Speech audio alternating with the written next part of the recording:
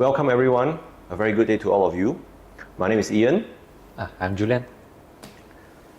This is our podcast, our very first episode, but we have yet to decide on what the podcast's name is, so we'll just go ahead. But our main topic for our podcast would be talking about finance, financial planning, and all the things that are covered under this topic. Yeah, so I think we've been talking about some of the financial instruments. So maybe we can focus for today's episode, we talk about wills. Yeah, because both of us are also estate planners, and I think we like to have more people who understand to educate them about estate planning, amongst many other things. So estate planning, what are the usual myths or misconceptions that you hear from? One of them is, I suppose, the first thing is to write a will is very expensive and only lawyers can do it. Not just only lawyers can do it, but also only rich people only with high rich net people worth. need to write wills, yeah. Yes. All right. So could this be no further from the truth, or what do you think? How do I put it?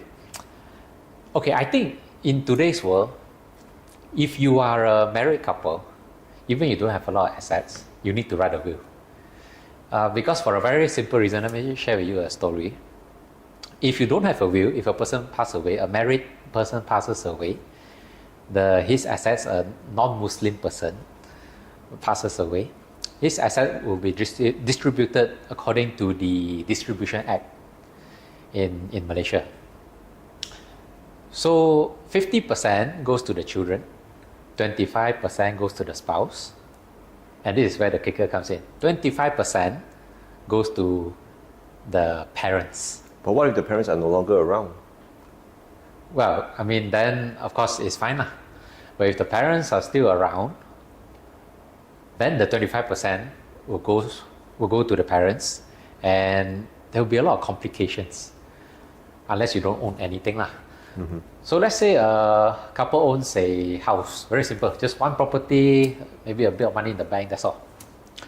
Well, the money in the bank, I don't think that there will be much of an issue. Maybe just maybe a few $1,000s difference. But for the property, I think the complication arises there. Let's say you have a joint-name property with your spouse, and one of the spouse passes away. 25% of that property goes to the deceased parents, which now belongs to your mother and father-in-law. And whatever you need to do with that property, you need the consent of your mother or father-in-law.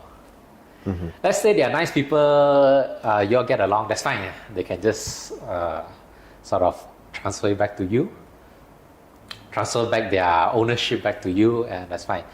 Or some might sell it to you. After all, something that they deserve something, right? After all, this one belongs to my son or my daughter, right? I think I should be compensated a little bit. But the thing is, you have invited that ownership, their ownership into your house by simply not writing a will. Or at least in this case, the state or the law has invited their ownership. So let me give you something a little bit more complicated. Let's say they pass away and they did not write a will, or maybe they did write a will. So their assets now goes to their children, which now becomes your siblings-in-laws. Maybe your spouse have 3 brothers or 2 sisters. Now 5 people. Your property has maybe now 6 names there, 5 of which belongs to others, your siblings-in-laws. And whatever you choose to do with the property, when you choose to sell it, you need their consent. You need to distribute, you need to pay them back, assuming they agree. And what if some of them are minors? They can't even consent. And you have invited a lot of problems into this scenario by simply not writing a will.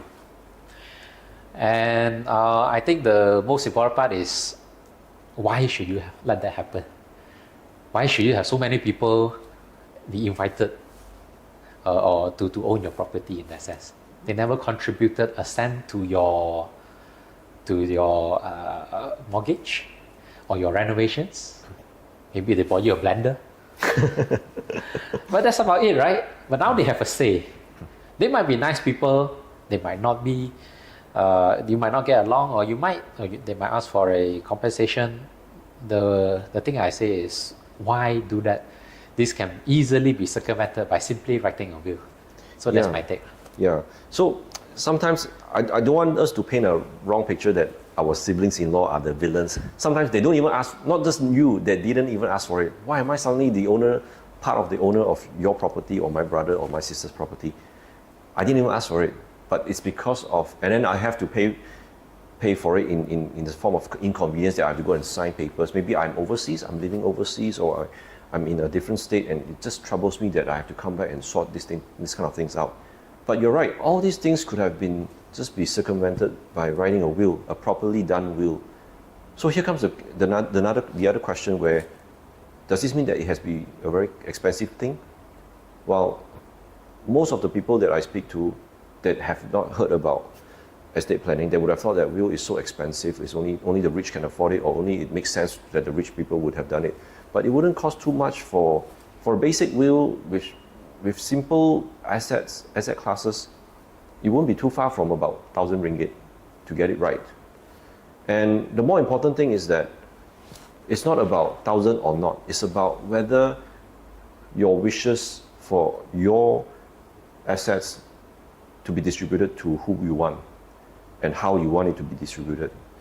Of course, some might say that, what if my will is, how expensive can it go further out? To them, I answer that The sky is the limit. the sky is the limit. But the more complicated your will is, the more clauses in that case, then the more expensive.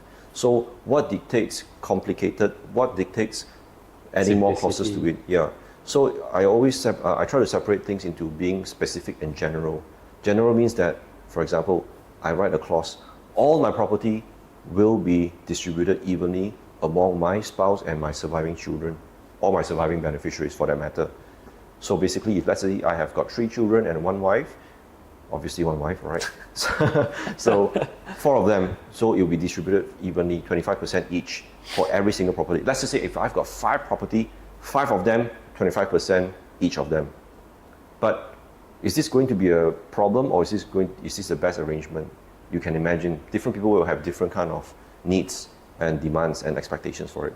But specific, let's just say if we do it specifically, I've got 5 property, the first one to be given to my spouse, because I'm not around, maybe I want her to have that house wholly for herself.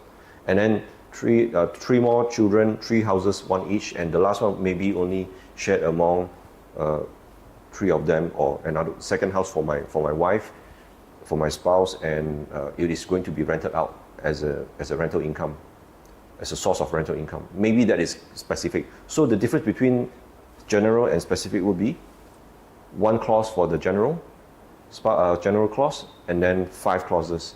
There are many different ways to structure them, but there's no one fixed rule for everyone. It is always depending on your own needs. It's always customized. It might work for me. What might work for me doesn't necessarily mean it will work for you or him, for example.